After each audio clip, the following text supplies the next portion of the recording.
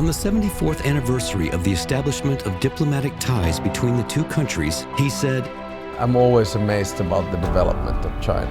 Assessing bilateral cooperation, he noted, "We can trust each other when we talk about trade, when we talk about business, when we talk about innovation."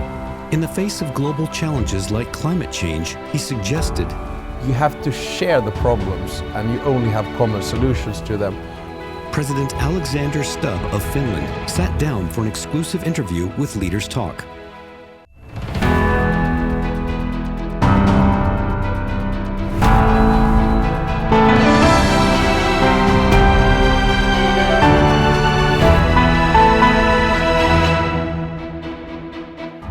Hello and welcome to Leaders Talk, where we meet leaders, thinkers, and trailblazers. I'm So Yun. On October the 28th, Finnish President Alexander Stubb arrived here in Beijing for a 4-day visit, which marks the 74th anniversary of diplomatic relations between China and Finland. And this is actually his very first state visit to China since taking office. So what are his hopes for the next stage of bilateral cooperation? How does he view a future-oriented, new type cooperative partnership between the two nations? And how does he see multilateral collaboration evolving to address global challenges in the transformative times? Let's find all these answers in our conversation with President Stubb. Mr. President, good morning, and thank you for joining us on Leaders Talk. Well, this is your first state visit to China as the president of Finland, and I noticed that what is very impressive is the day of your arrival here in Beijing coincides with the 74th anniversary of diplomatic relations between our two nations. So at the start of our dialogue, do you mind sharing a bit about this trip and maybe highlight some key moments for you? Yeah, I mean, it's always nice when a state visit is somehow framed with the big numbers and dates. And of course, it just shows the history of our relations. I mean, Finland is a fairly young nation. We gained our independence in 1917, and then we forged diplomatic relations 74 years ago with China. That, of course, also was linked to commercial relations, and there's been this sort of element of trust over history. I mean, Finland is an unoffensive country. We don't have a colonial past. You know, we're quite cooperative. I think you can sense that in Finnish-Chinese relations over time. And of course, for me personally as president, it was very interesting to come here at a time when the world order is changing, when there is conflict and competition, and we're trying to figure out, okay, you know, how do we do cooperation? What is the power balance in the world? What's China's place in the world? And of course, for me, you know, because we have a 1,340 kilometer border with Russia, Russia was a big part of the security discussion as well. So in many ways, I think it's been a very successful visit. What would be some of the outcomes that you would describe as some of the major outcomes for your visit? For me personally, it's a more deep and profound understanding for what China stands for and China's role in the world. So I come home from this visit, I would argue, with a better understanding of what's going on in China and the world. What's going on in China that is a little bit different than what you have expected? One thing that surprised you the most? I still am always amazed about the development of China, because of course I've been to China, Shanghai, Chengdu and other places. Always there's that next level when I come back.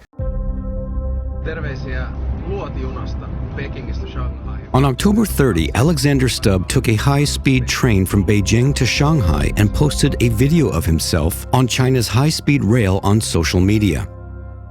After Norwegian Prime Minister Jonas Gahr Støre, Stubb is the second leader of a Nordic country to take China's high-speed rail this year.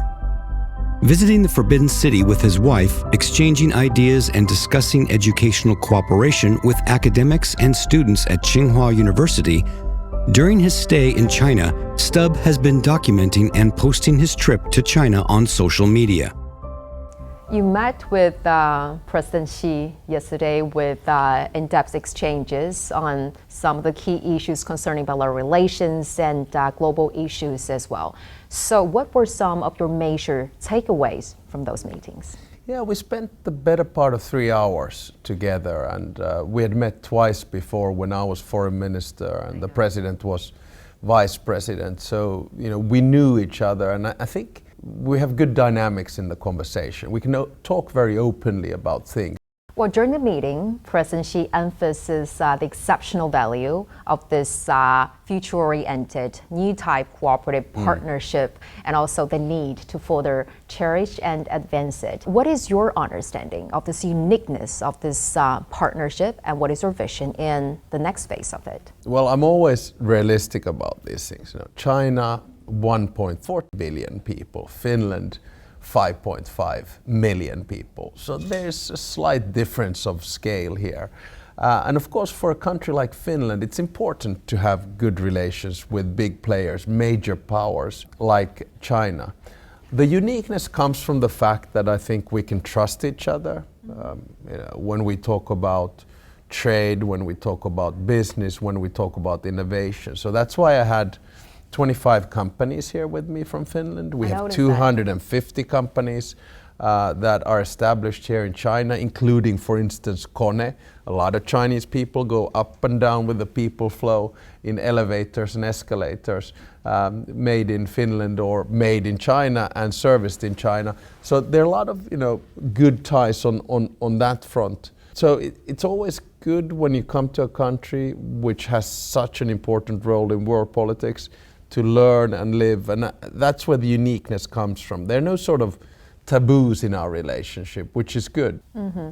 You previously said that Finland regards China as a land of opportunity or development opportunities, and just now, as you mentioned, that you brought a big business delegation with you this time around. And I noticed that tomorrow you'll be attending a business forum. So in which areas do you see the greatest potential for future cooperation? We're talking a lot about tech, we talk about green technology, we talk about green transition. There's some sort of basic industrial policies, so a lot of those things. But I'd also like to stress that we did forge a really good partnership between the 24 universities of applied sciences in Finland and Tsinghua University here in Beijing. I very strongly believe in exchange and understanding. So for instance, on the student side, we have 3,000 to 4,000 Chinese students in Finland, but we only have 200 to 300 Finnish students in China. So, I'm going to go home and give some recommendations and suggestions. Say, hey, why don't you go and do an exchange in China? Because you learn something. You live in a different culture, with a different perspective on life, and you probably come out of that experience much richer. Well, speaking of cultural and people-to-people exchanges, actually this time a major move is that China offers a visa-free entry to Finland. How do you understand its significance? I think it's great. We really, really appreciate that. And it came as a little bit of a surprise. I mean, I'd heard that some very pleasant surprise. So I had heard that some European states had the same treatment. So when the president told me, I was, said xie. I was very appreciative. Then I talked to some of our businesses in the evening when we had a reception afterwards, and they were super excited because they said that for them, just to travel to China was always complicated. Well, China now is advancing its modernization through new quality productive forces. Is a concept proposed by President Xi, which underlines innovative and more eco-friendly growth drivers. So given that kind of development model and also Finland's expertise in innovation and technology, how do you think both countries can achieve more mutually beneficial cooperation on that front? Well, again, it does come from innovation, so you need to have the financial instruments to innovate, and then from that emerges innovation. Of course, climate environment is a key example of where this needs to be done, because we know that we are overstretching the capacity of the planet to sustain, for instance, CO2 emissions. So we need to have innovative ways of moving, of consuming energy, of consuming electricity. In Finland, we're very good on electricity. I think it's over 90, even 95%, which is basically clean, so no CO2. There's nuclear, there's hydro, there are different diverse ways of producing electricity. Whereas on the heating side, I think all of us still have to work. So I think we're all in this boat together, and I'm sure that Finnish-Chinese cooperation in this field will be fruitful. That's why I had my Minister of Environment and Climate here in China as well. Finland is located in northern Europe, bordered by Sweden, Norway, and Russia, connected to the Gulf of Finland in the south and the Gulf of Bothnia in the west. The country is known as the Land of 1,000 Lakes. With 1/3 of its territory in the Arctic Circle, Finland is famous for its stunning aurora borealis. China and Finland have developed deep ties and a traditional friendship. Finland was one of the first Western countries to establish diplomatic ties with the People's Republic of China and the first Western country to sign an intergovernmental trade agreement with China. China has been Finland's largest trading partner in Asia for many years in a row, and Finland is China's third largest trading partner in the Nordic region. As we said, that this year marks the 74th anniversary. Next year will be the big year, which is the 75th anniversary, which is a milestone event. How do you look forward to bring this fellow relation to an even higher level? Well, I of course hope that we'll have a lot of visitors from China coming to Finland, and then vice versa. That's always a good sort of start, because I feel that when there's so-called high-level visits, ministers or otherwise, then always something happens. So here, for instance, we had a little bit over 10 memorandums of understanding, state to state, so China, Finland, and then we had a little bit less than 20 business to business type of agreement. What about the travelers from China who are interested to visit Finland in the future, to take a look? I've been there once and was really breathtaking views there. Yeah, no, Finland is a lot about nature, and it's a very clean country. There are basically 3 destinations of tourism that I would look at. One is the Lake District. We have over 100,000 lakes. One is the archipelago. We have over 100,000 islands. And then one is Lapland. So that's the nature side. Then of course, cities, which our cities are quite compact and easy to deal with. So it should be a fairly easy place to travel. Mr. President, as we said, this is the 3rd time you had meeting with President Xi, and the last time being about 14 years ago. Yeah. So how do you view President Xi as a leader, and how do you understand his political philosophy? We do have good conversational chemistry. What I draw back from my meetings with the president in 2009 and 2010 when he was vice president was this sort of thirst for knowledge about international relations and a capacity to have an open conversation about it. Of course, in 14, 15 years, the world has changed. We had the financial crisis in Europe. China has emerged from an emerging power to a major power. We had the asylum crisis in Europe. We've had the emergence of right-wing and left-wing populism in Europe. We've had COVID, and now we have a war in Ukraine, and of course a war in Palestine and Lebanon, and a war in Sudan. So a lot of things are happening. The world order is changing, and in that sense, the president of China has been a good companion to discuss both similarities and differences in how we view the world at the moment. You've previously depicted China as a strategic, patient, and intelligent power. And you've been here before, many years ago, and this time here again. What are some of the major changes that you witnessed in this country, and how do you understand its modernization? Yeah, when I talk about China as a patient power, it's a sort of traditional saying that a century is only one page in history. There is this sort of innate capacity to wait for something to happen, which a lot of emerging powers don't necessarily have. There's always this urgency to grow elsewhere, and I understand that. Finland went from rags to riches in about 100 years, from being one of the poorest nations in Europe when we gained independence in 1917, to now, look at all the rankings, not to speak of happiness and other things, Finland is there.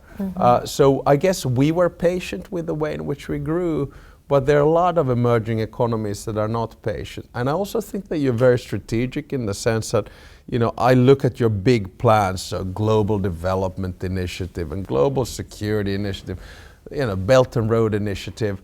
They're all very planned and strategic. Because you previously mentioned that today's world is characterized by unrest, disorder, and significant change with uncertain outcomes.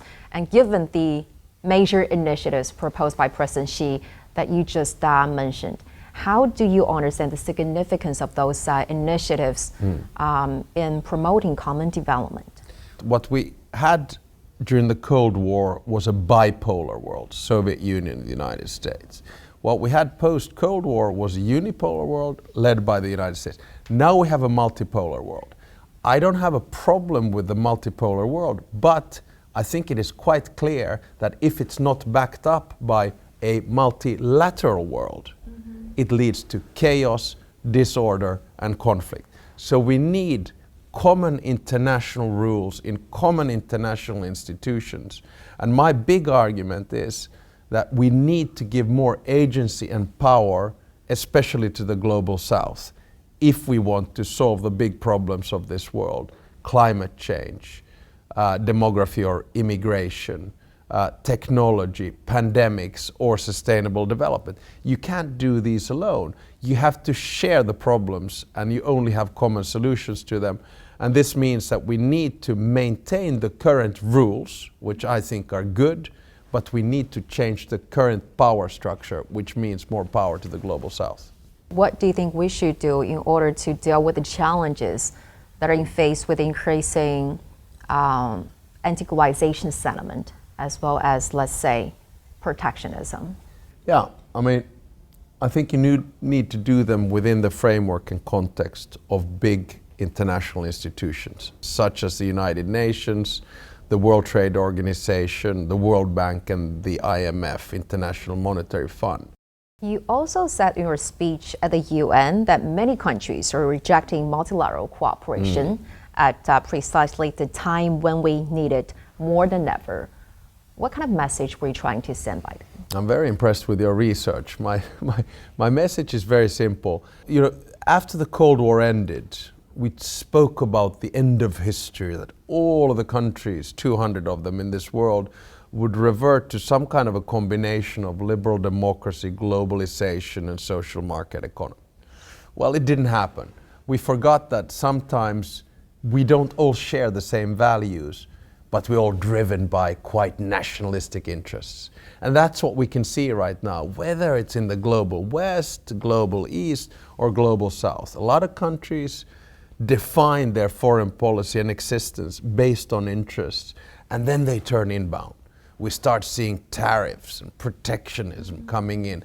So the whole idea and the concept of, sharing the world goes to what is mine? How can I protect what I have? And we need to get out of this mindset. And this means, of course, compromise for everyone, not only the West, where, we make a lot of mistakes, not only the East, and not only the South. Everyone needs to find compromises, to find common solutions to common problems.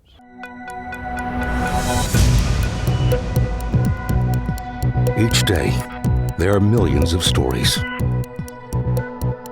Each one can open new perspectives, new possibilities. Wherever you look, we are there. To see, discover, explore. We put the pieces together to find what really matters to you, all around the world, all around the clock. Our reporters are at home across the globe. From our headquarters in Beijing and production centers in Washington, Nairobi, and London. Stories from across the globe, reaching people across the globe. CGTN. See the difference.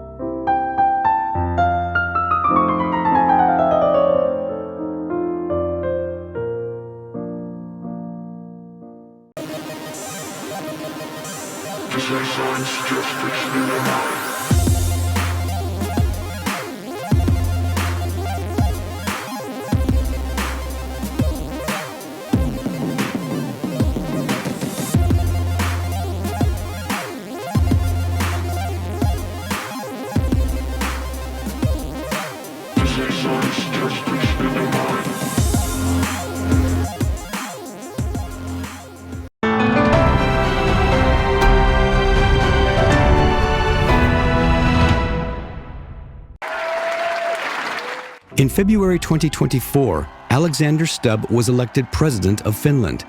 Prior to his term as president, he served as a member of the European Parliament and Finnish Minister of Foreign Affairs, Minister of Finance, Minister of Foreign Trade and European Affairs, and Prime Minister.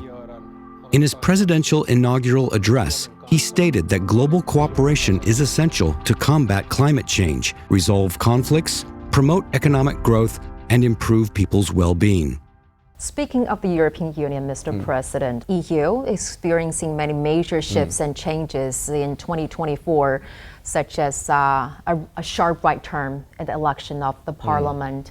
So given that you once served as a member of the parliament, given that you've authored 15 out of 19 books on the EU, and also given that your PhD thesis focuses on the flexible integration of the EU, how do you think the new EU institutions should act or respond to the increasing criticism, doubts among its member states on EU policies? I don't necessarily agree with the thesis that there was a big move to a populist right. I think in Europe there has been a move to extremes, both left and right. And there's sort of a lack of moderate center. And we're seeing it being ignored from both sides. And a lot of it is about, disinformation and facts. So how do I see it? Well, I think the first thing to understand is that Europe is imperfect. There's no such thing as a perfect society. So the European Union always advances on three phases. First, there's a crisis. Secondly, there's chaos. And thirdly, there's a suboptimal solution. And what populists often do is they try to find simple solutions to complicated problems. And you can't have those. And of course now, in a world where information is so plenty, it's quite difficult for us human beings to decipher between what's wrong and right. And because we have very avid social media, which have algorithms skewed in an extreme right or extreme left direction, it becomes quite problematic. But just one gentle reminder. The European Union exists for four very simple reasons: peace, prosperity, security, and stability. It's an imperfect union, which is more than an international organization, but less than a state. And this is the mess that we're trying to solve in Europe. It's never pretty, but it seems to be working quite well. Mr. President, correct me if I'm wrong, because I kind of get impression in this process of preparing for this interview that when you served as the foreign minister, the prime minister, and now as the president of Finland, it seems that you're very passionate and interested in building kind of a nation brand for Finland in order to increase its popularity, its familiarity, as well as appeal to the rest of the world. So if that's the case, what are some of the core values and qualities are you trying to define Finland? Well, I guess the starting point is that, Finland is a country that you can trust. We're simple, straightforward. So you can trust the Finnish handshake. So if I were to leave a brand or an image of a country, it would be one into which it's easy to travel, with which it's easy to do business with, a country that you can feel very hospitable in. I remember when I started in politics, and I still say that I'm fairly new because I only entered politics in 2004, so I was already at that stage, I think 36. But when I came into politics, I wanted to bring the world into Finland. I wanted to internationalize Finland. That's why I was passionate about Europe. Now it's sort of the reverse. I want to bring Finland to the world because I think we have a fairly functional society. I do it with all modesty, but there are a few key tenets and values that work in our society. They have to do with equality between men and women, have to do with justice, have to do with freedom, have to do with openness. Because I believe that open societies actually self-correct themselves and work. And finally, Mr. President, you are known as a keen sports person or even Ironman since you have competed and won in triathlons. And I just wonder, how do you think those extreme and tough games have influenced you as a person or maybe even your approach to politics and leadership? Yeah, I guess you need endurance and perseverance and grit. And in Finnish, there's a word which was quoted by President Xi yesterday, which is sisu, S-I-S-U, sisu. It means exactly that you have stamina, that you continue even sometimes you feel that there's a headwind and you're tired and you don't want to do it. And you say, you know what, let's just grind through this, we'll make it. That's what sports has brought for me in politics. That's actually also something I'm very curious about, because in those games, there must be a moment or many moments that you feel, oh, I'm reaching my limit, or in your own words, is my legs become logs, I'm barely able to run. So during those defining moments, is there like a specific thought or person that you think of that keep you motivated or keep you going? I'm probably in some kind of a zone. And usually in big competitions, I just grind it through. I mean, there is this moment at any given time where you think that, oh, I'm not going to be able to do it. But then I think about, that's oh, actually when you were at the that's an triathlon. old one, but the other one is, no, those are old pictures. That's a bit more modern, yeah. Okay. So, but yeah, I mean, I think about crossing the finishing line. And I have to admit that usually it's gone quite well. And at the end of the day, it's the beer that you have after the race with your friends which motivates me. What do you think are the biggest gains that you get from sports all those years? I'm a big believer in the connection between body and mind. You need to train the body as we age and cells die. And there are things that you can do, which means you exercise, you sleep, and you eat well. And then you need to train the mind. And if the two are in some kind of a harmony, I think that gives you a meaningful and hopefully a happy life. Thank you so much, Mr. President, for sharing with us your insights and for giving us this opportunity to talk to you. Greatly appreciate it. Thank you.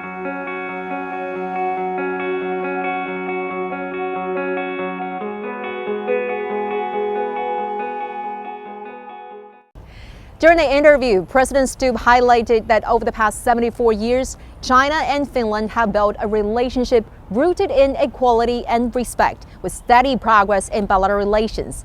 He hopes to deepen practical cooperation in trade, green energy, and sustainable development. He also emphasized that multilateral cooperation is essential in today's world in the face of global challenges. With that, we're going to wrap up today's Leaders Talk. I'm Zoe reporting from Beijing. Thank you for watching and see you next time.